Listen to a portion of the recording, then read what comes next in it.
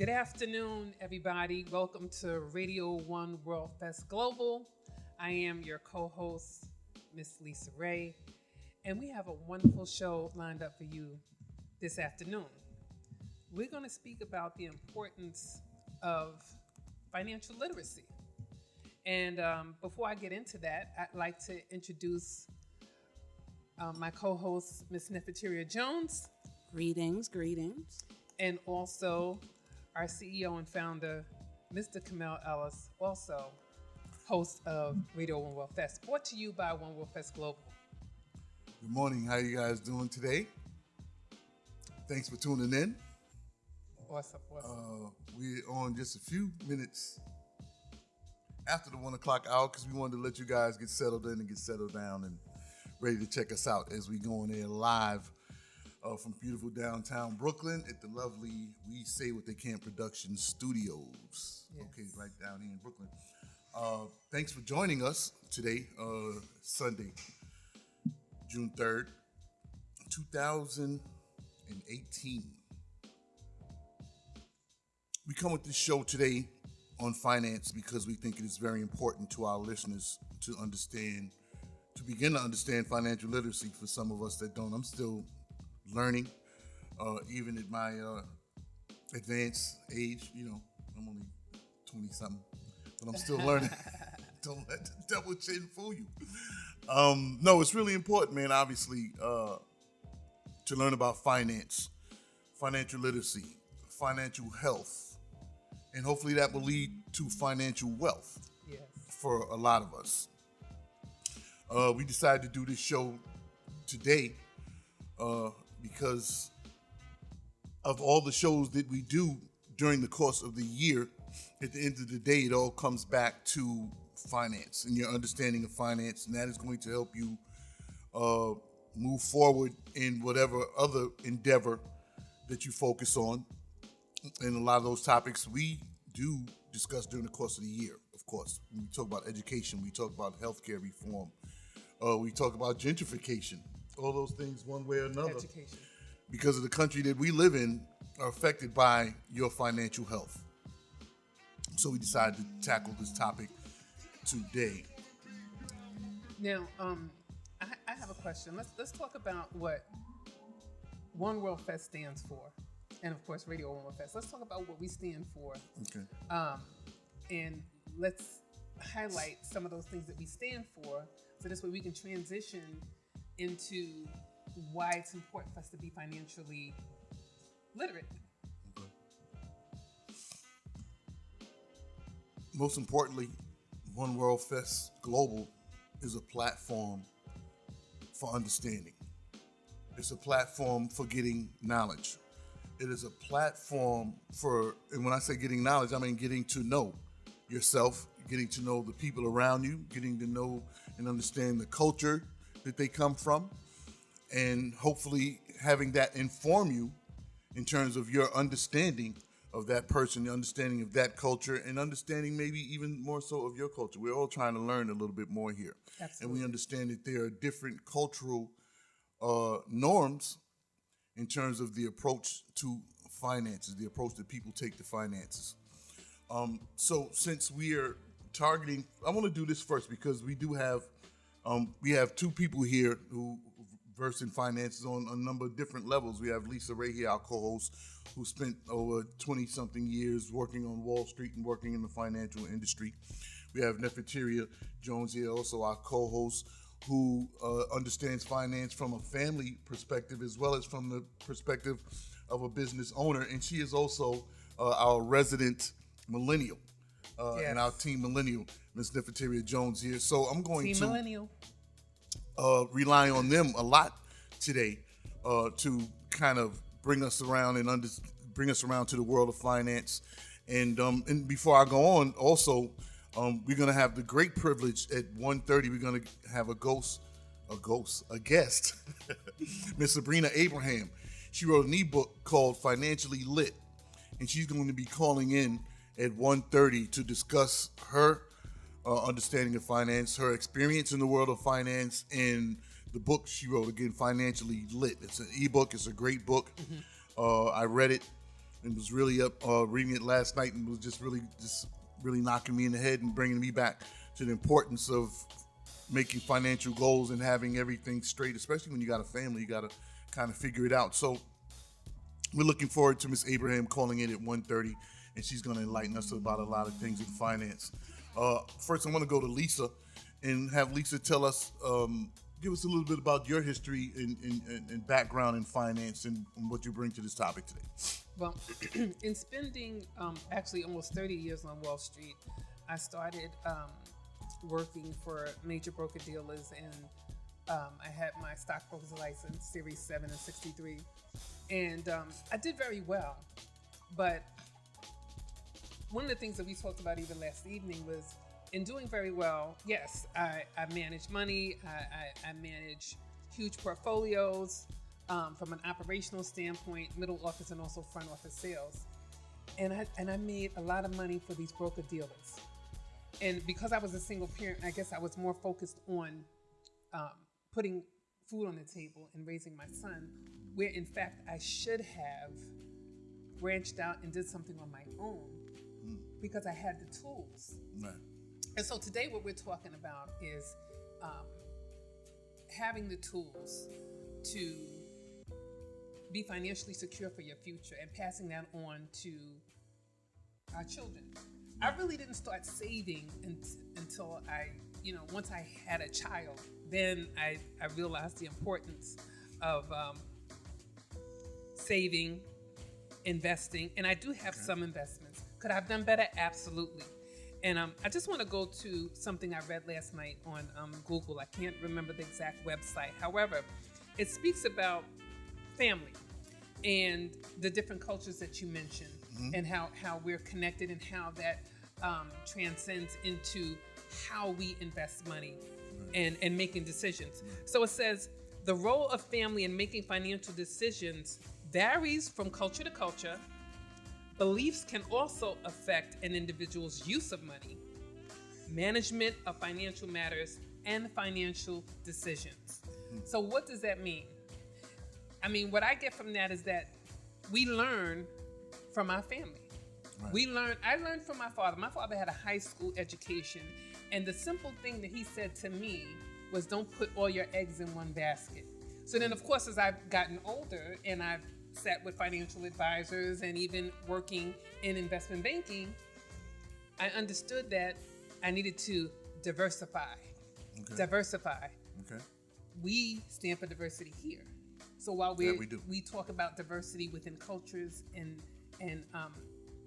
understanding each other, traditional values and so on, we need to also understand the importance of diversifying with your money matters. That's right. So I could do better. I want to do better. And we need to educate our young people and hopefully get from them what their concerns are so we can be better supports to them. So I want to pass it on to Nefertari because she shared a lot about her family and having quite a bit of entrepreneurs in her family.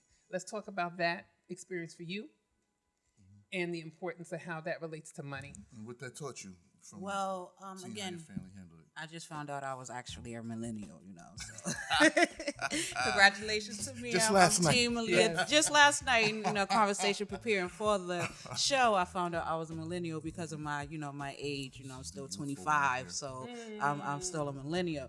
But actually, I could say I start off, and I always tell people I get a job every 10 years, and every time actually I go to work just for the census to learn what they're doing with the money, how economics are shared, how the wealth change in generations or the wealth gaps in different nationalities and cultures. So that's one of the reasons why I always work for the New York City or New York State Census Bureau. We all have a rich history, whether we connected back into Africa or whether we just talk to our grandparents. I'm fortunate enough to say that my grandmother's 88, still living, still 100% healthy, considering she's 88. But I hear the oral stories, and I grew up hearing oral stories. I grew up having the opportunity to go down south and be on the family land and sit at the feet of my great grandparents and hear the stories of how their parents were born slaves and what they did to make sure that we had almost 200 acres of land that we could run freely on, and it was ours. And knowing that, as a child, as under 10 years old, I'm going out to pick out my land. We going around the property to pick out my land, and that was on my mom's side. Grandfather sharecropper. At that time, some years back, they gave a lot of sharecroppers ownerships to their land, and then they were able to purchase more land. And there's a lot of history of what they did to sharecroppers, how they tried to prevent them from making money, and our test of being it was a test for us, and it's always a test for us, but we always make it through. So our history, we do have a history of finances. We talked last night, and I educated people that Black Americans were Republicans before we were Democrats, up until the New Deal. Right. Republicans are known as the wealthy party. So if we were Republicans, weren't we in that bracket of wealthy? You wouldn't like that, man. And actually we were. My grandmama still put money in the bosom. We came from. It was systematic. When they did affirmative action, they kind of made sure that we don't use our money anymore, and we needed credit. Of course we couldn't get credit. Of course we couldn't get into the banks because our family owned their land. They owned their house. They owned their car because they could not get credit to purchase those things. So while they thought they were playing a game with a lot of Black families, the Black families were actually ahead because these houses, a lot of people, we had I wasn't alive, but the Depression happened, and a lot of people lost their houses, but it wasn't Black people. It were the white Americans who lost their houses because they relied on credit. So growing up, it was instilled in us: don't get no credit card. Keep your money. Be an entrepreneur. Don't work for anyone. And to understand that not only did I come from a long history of my mother's side, my father's side, my grandfather was one of 23 children. They all came up here from down south. My grandmother was one of 8. My grandmother, her family as well, sharecropper, same history, and acquired 200 acres of land. And they started doing hunting rights. There's spring water. It was a lot of resources and finance. Unfortunately, they felt that there wasn't nothing down south any longer. The next generation didn't want to work farm the land, right. And they came up north. So, we populated New York and New Jersey, and my grandfather, his brothers and sisters, they started up a fish market too, in fact, a cab service, cab station, fruit stands, construction companies. They built a lot of churches and property in New York and New Jersey. So the history of knowing that. And then what they did, they dumped us with drugs. So the next generation didn't even have the mindset. They didn't have the willpower. They didn't have the mental health to continue the legacy. So now you have grandparents owning houses. I grew up and I was alive to see 6-7 aunts on a block or owning homes. Cousins able to run from the neck, and it wasn't your neighbors, it was your aunt, it was your sister. And that was throughout blocks and throughout Bed-Stuy and Brooklyn, the home ownership. So, as a millennial and seeing that we're not so far from that. Right. So how did your family's long history of entrepreneurship, ownership, how did that inform your financial decisions, and what from that were you able to take from it and then impart to your daughter? Well, one thing that I always had made my own money. My sisters and brothers had children early. I was the babysitter. Growing up, we had the Babysitters Club. That was our favorite TV show, book. I read that book. We had the board game. So this was something, and it was a culture. It was in our environment. All the kids had the selling lemonade, selling ices. And that was something that was just culturally appropriate for us to come up and think that way. I started actually walking kids to school, doing the after school club thing at 10, 11 years old. And I would walk my neighbors to the, kids to the school and charge the parents $5 a day. Started my daycare center with my brothers, and started, and that's how we started, because we had to. And at a time, at 10, 11 years old, who was going to give you a job? Now, I think as Black people, we know how to make money. We definitely know how to make money. And that is not a question. But do we know how to grow money? Do we know how to invest that money? And I think that's why we're here today, to speak about being financially literate. We have no problem making money, but sometimes we're so busy being busy and money's coming in, but what are we doing with it? I'm guilty of that myself. When I look back on my history and working on Wall Street, and then also having my own business at the same time, if I had really put that money to work for me, who knows where I would be today? You know what I mean? So we need to learn how to making the money. We have the best ideas. We come up with the best ideas, and we know how to make money. We know how to hustle. We know how to come together and say, let's put this into effect, because we know we have powerful people amongst ourselves, and we can make some things happen.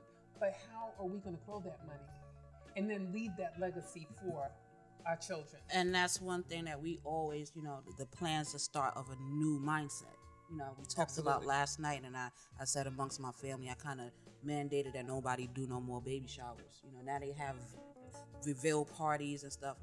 But buy a stock, buy a bond, Disney. Buy a CD, and gift it to the baby. Let that CD sit for 21 years. So when they come up of age of 18 to 21, now they can see, wow, look how much money grew in 20 years. They can see it now. Right. And then instead of a lot of our parents did, they put bills in our names. So when we came up in debt, because now we have bills, because mommy put the light bill and the cable bill in our name, and those bills still apply. We will spend $50 to $100 to buy a baby shower, a gift for a baby shower, and we could take that same $50 to $100 and buy a stock or a bond or a CD that will grow for that child.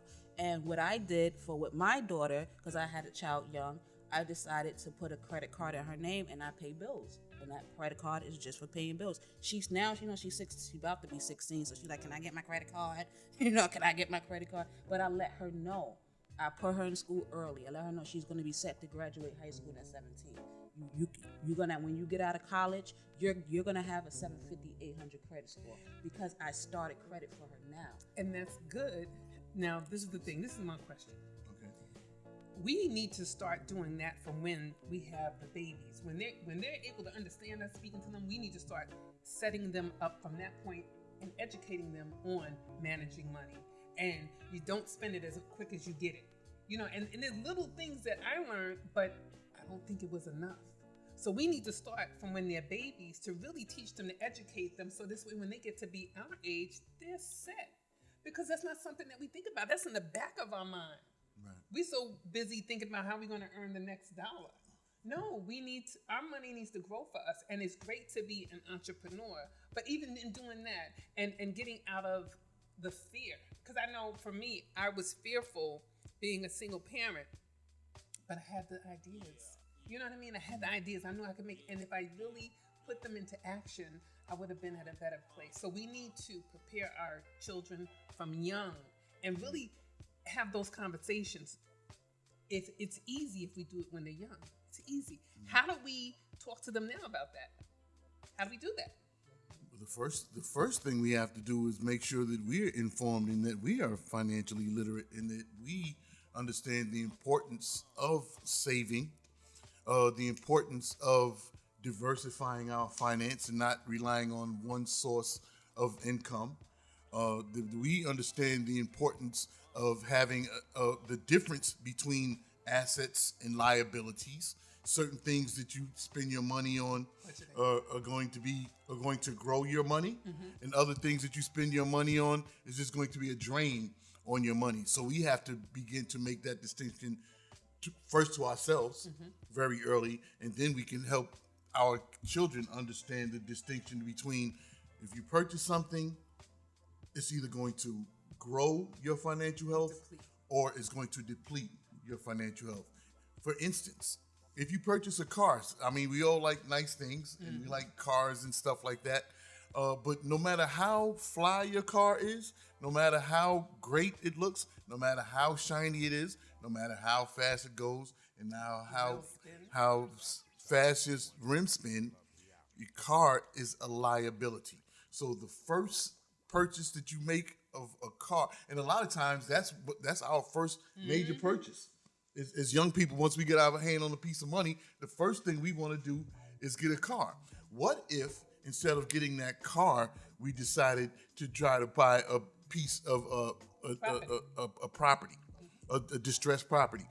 What if instead of buying our first car, I bought my first car, I was 21 years old. Instead of doing that, maybe I could have bought some stocks. Like, and when people, and I've been told, when it comes to thinking about making investments, invest in the things that you like. Invest in yourself. Right. So, or invest in, like, for instance, if you like Nikes, maybe I should have bought a couple of Nike shares back then. If you like playing basketball or sports, maybe I should have invested in a sportswear company that's listed online.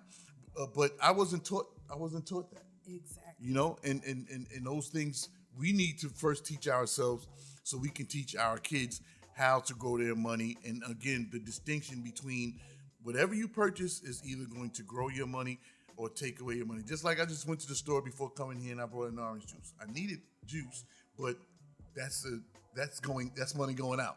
That's not money coming in.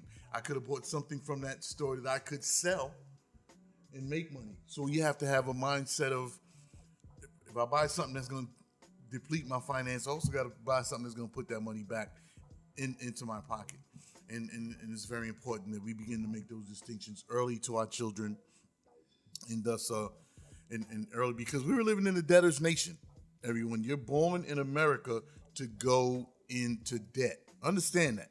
And unless you make a conscious decision to teach yourself how to avoid becoming a debtor, then you will easily slip into that and unfortunately may end up having to file bankruptcy one time in your life before figuring it out. And it takes a lot of us. I've made a lot of different stumbles financially before figuring out, even in owning different businesses and having to learn that, look, if this thing is not making money after the first year, I need to either reform the business and change my business model, or I may need to give this up, because after a number of years of you operating a business and it's not making money, know what the government calls it?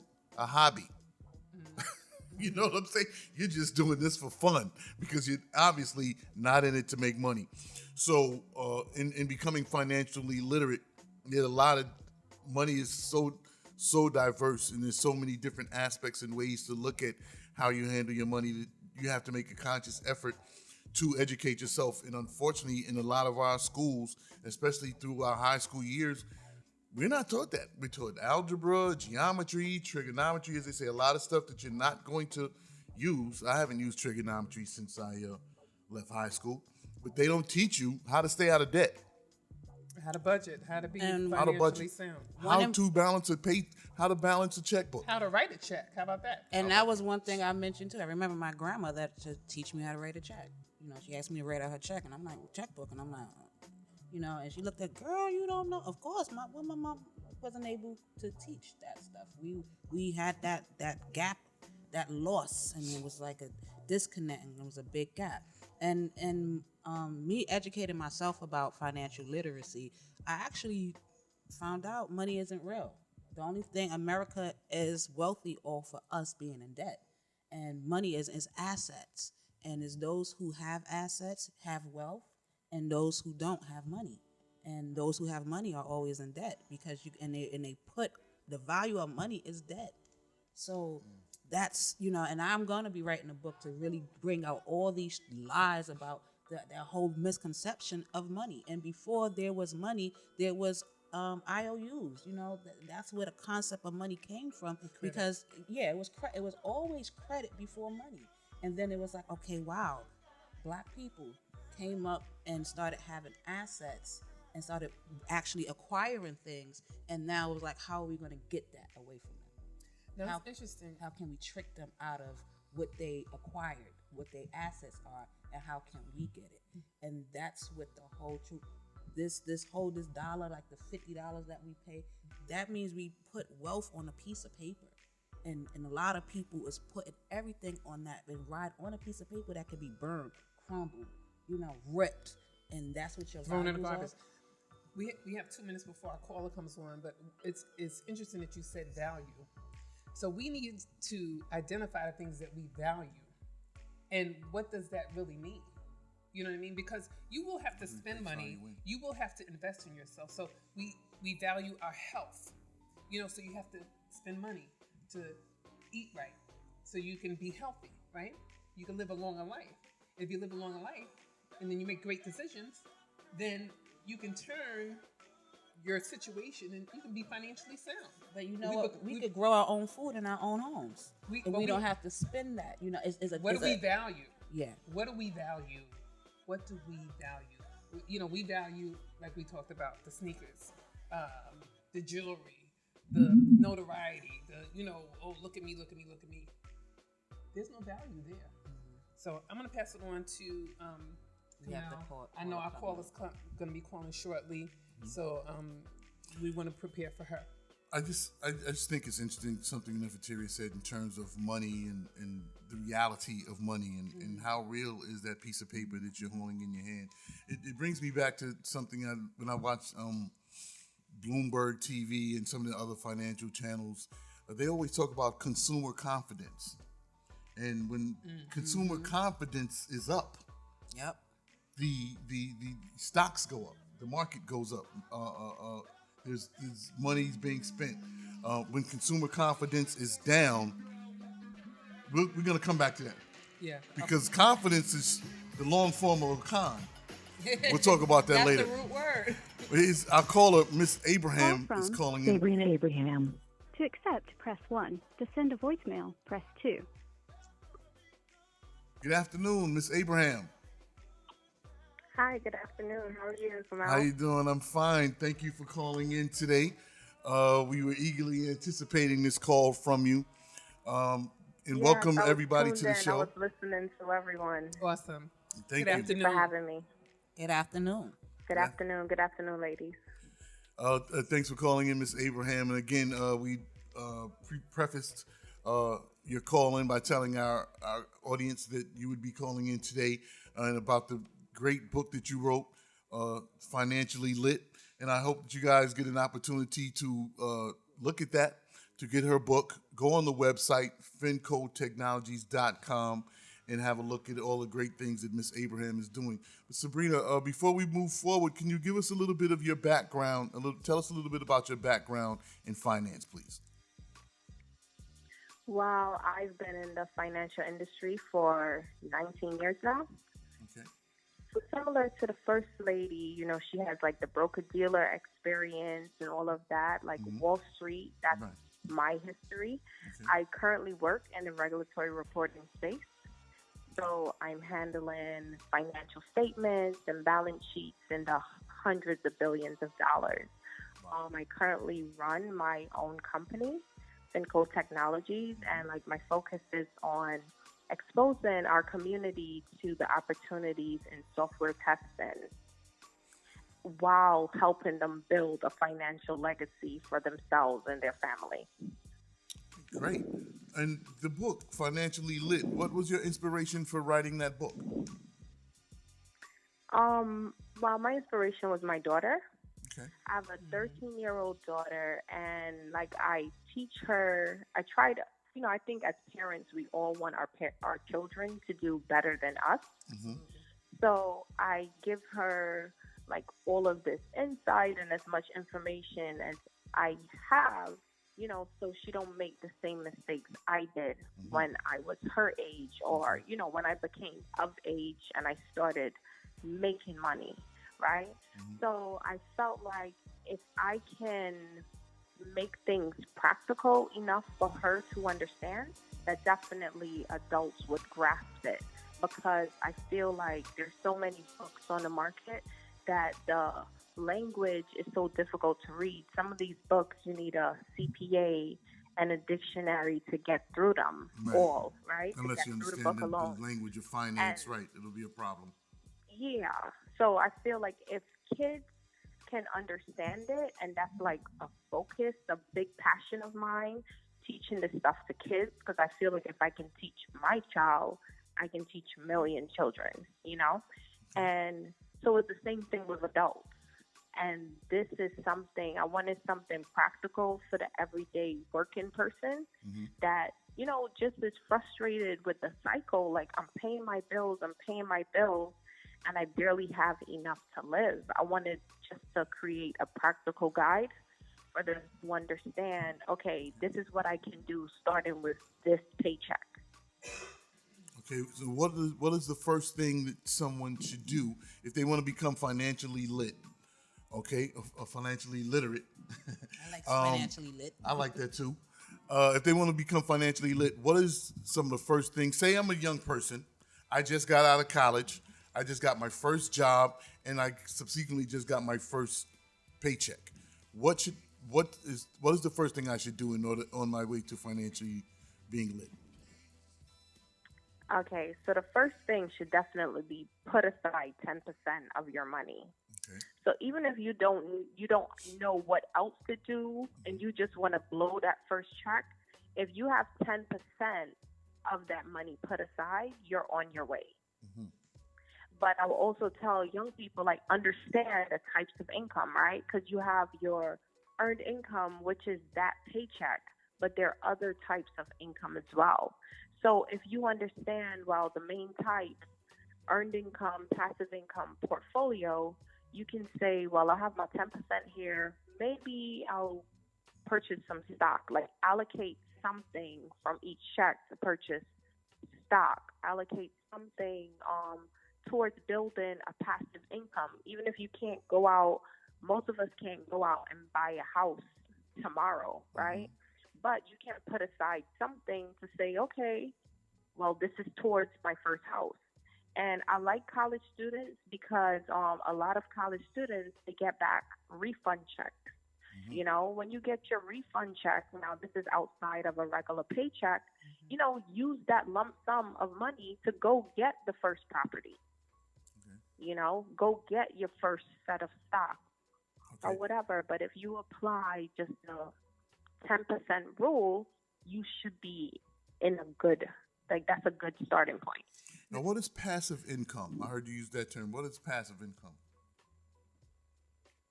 Okay, so passive income is money that you make from something you've already done.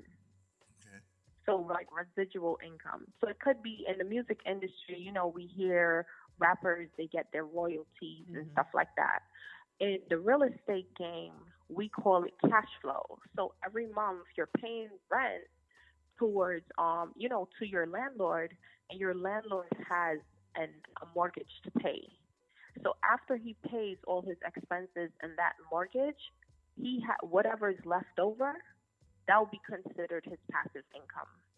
So it'll either be a positive cash flow or negative cash flow. But in most cases, is a positive cash flow that you already did the work for it. That one, you're receiving payments on a regular basis, and you're not doing any work. So that's your money earning money for you while you're sleeping, basically. Absolutely. The residual income. So, you know, you spoke about 10%, and I know I read a little bit about in your ebook. You spoke about tithing, which you know, anyone that reads the Bible knows that you're supposed to give 10% of your gross. Absolutely. And if we just apply those simple little things, like you said, 10%, pay yourself 10%. And then if you want to blow the rest, as young people, you want to have fun, you want to do this, you want to do that, you want to look good, but always put that 10%, that simple formula. You know, if we adopt that at a young age, you know, who knows what we can acquire.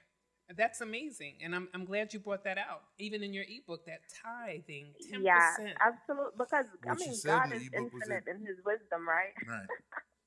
That's the best accountant you could ever have. Absolutely. But And also the thing brush them. about it is with tithing, it's not only like the physical benefits, right? We are protected by so many things. You know what I mean? Like I don't lose sleep when I go to bed and I'm not thinking about my house being broken in or anything like that. It's so much bigger than the financial portion of it. Benefit. You know what I mean? Like that is giving your surrender, you're putting your trust and placing your dependency on God and not in a job because he gave you the job. You know, too many times we forget the source of our supply is God. Amen. And it's really not that paycheck you're getting. Amen. There's so much things you go through before you get to the office. Like you don't even know what you're facing. You know what I mean? You're in the subway. So many things could happen. Like you need that protection.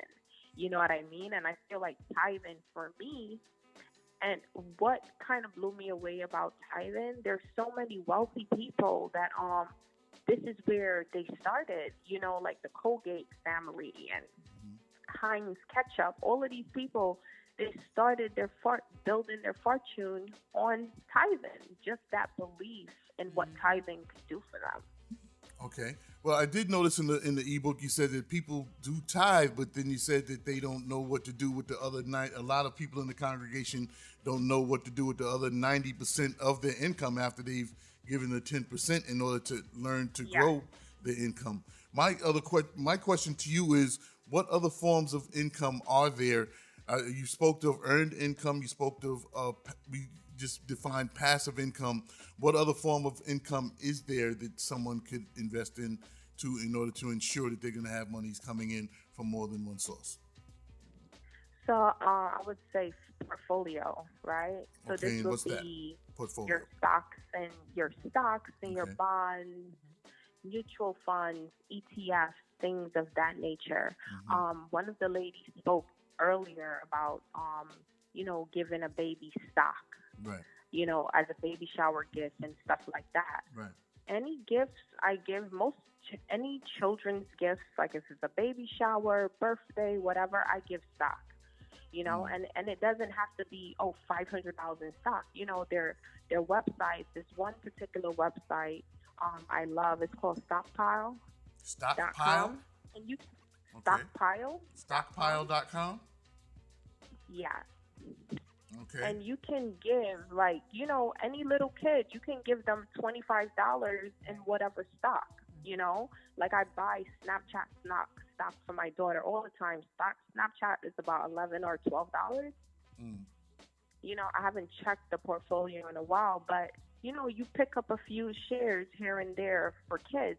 And this is for adults as well. Like, you know, you don't have to buy, they might say, I can't afford to buy Apple stock. I can't afford to buy Alibaba stock. You know, it's like $200 a share, right? or whatever. But you can put aside $50 and buy a fractional portion of that stock, because those fractional shares add up to a whole.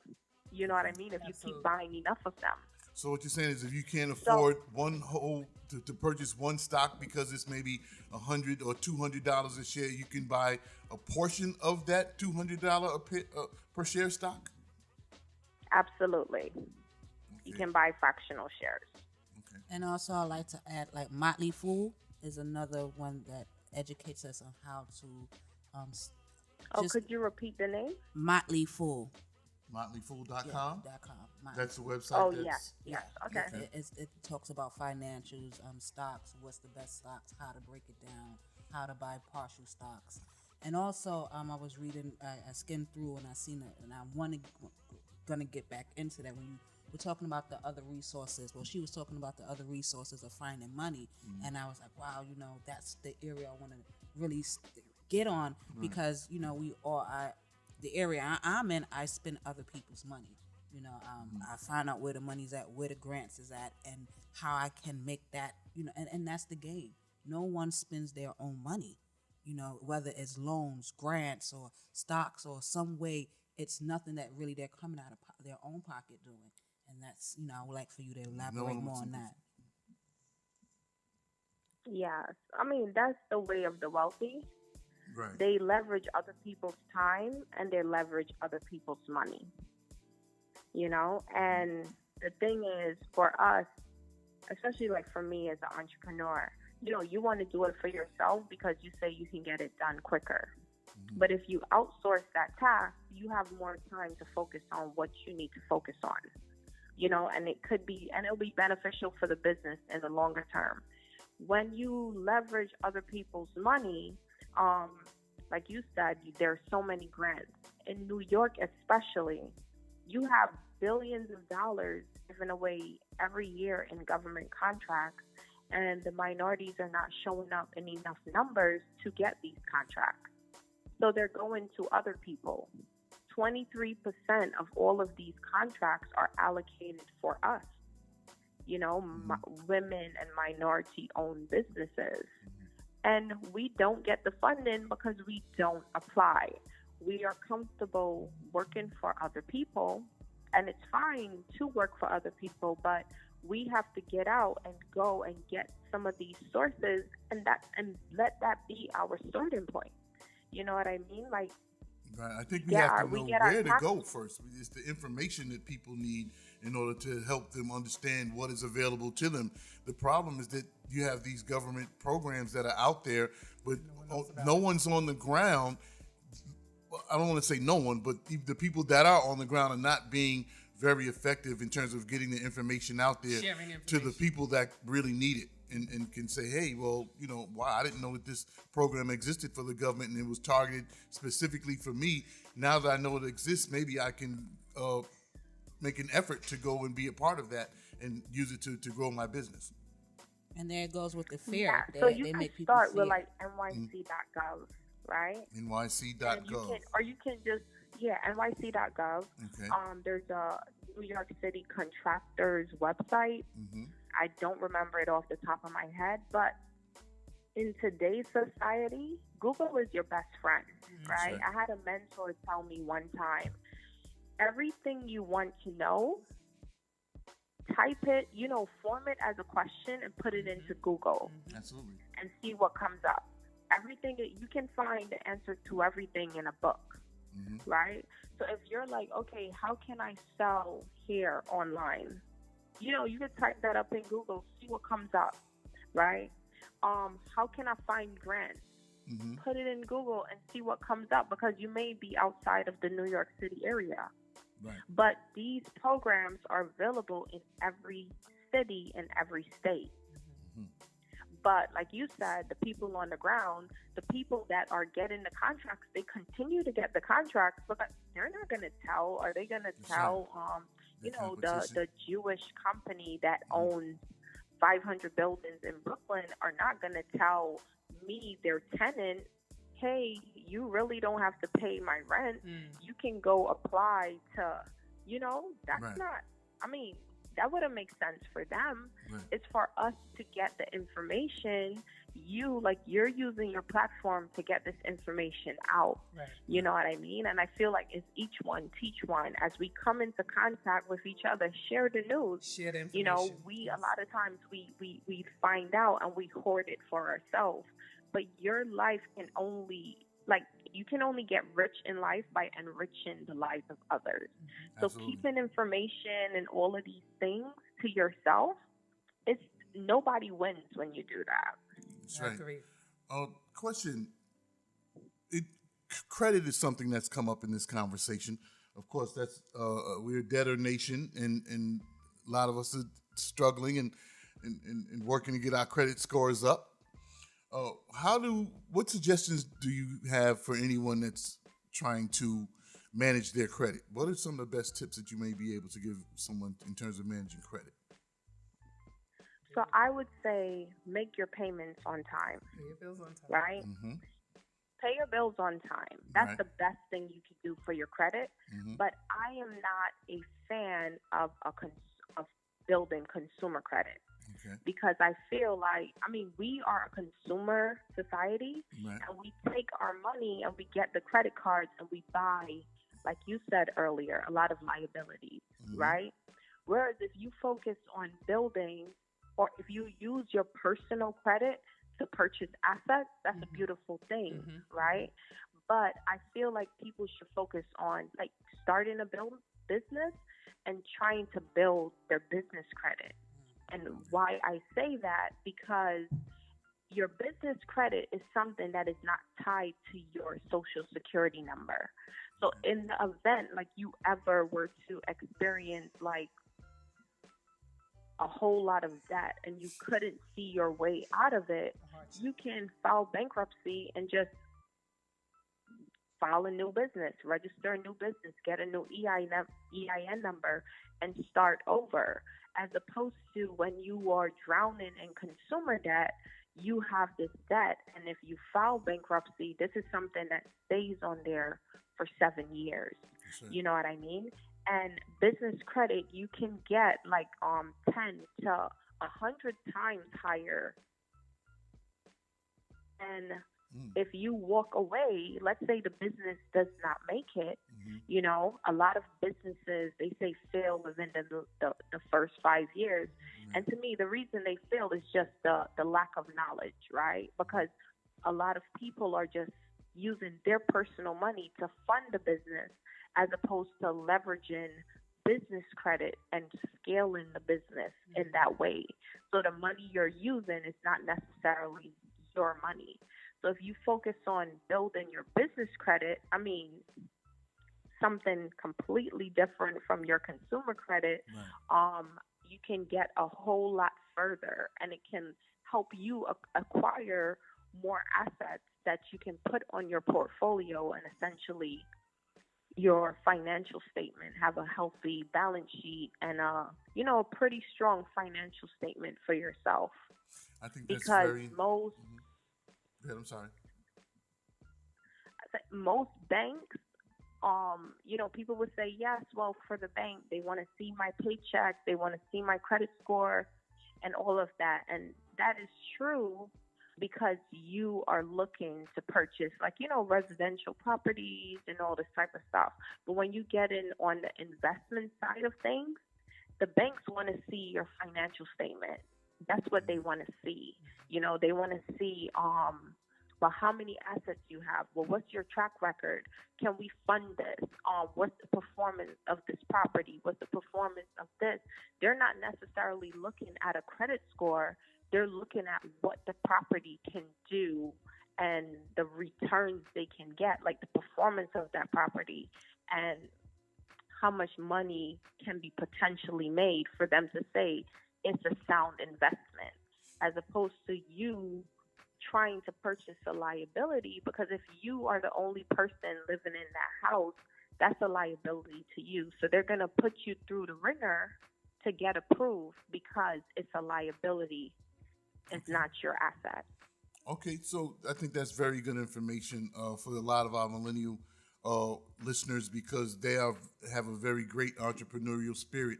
And so you're advising them to build their business credit as opposed to relying on their individual consumer credit. What would be the first step in building business credit? Where should they go?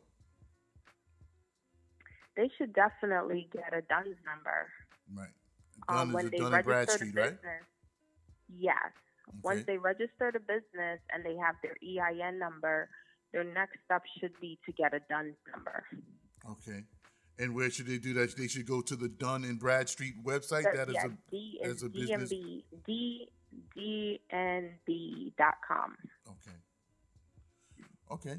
Great. DNB.com. Remember that, everybody. For those of you guys out there that are entrepreneurs that own your own companies, begin to look to build your business credit so that you can rely more on that in building wealth, as opposed to loading down your own Social Security number and consumer credit rating with a lot of liabilities. That's very important. We have a couple of minutes to go, and I wanted to ask you a quick question. With the advent of cryptocurrency and Bitcoin and things of that nature, a lot of people are looking to get into that market. I know it's highly unregulated, but there is an opportunity to build wealth through that. What advice would you give those who are looking to get into the cryptocurrency field in order to build wealth, if any? I would definitely say do your research. I think they're sound investments, but you have to do your research. And this is not just with cryptocurrency. This is with everything, right? But cryptocurrency particularly, when people are overseas, like when you travel a lot, you see different things.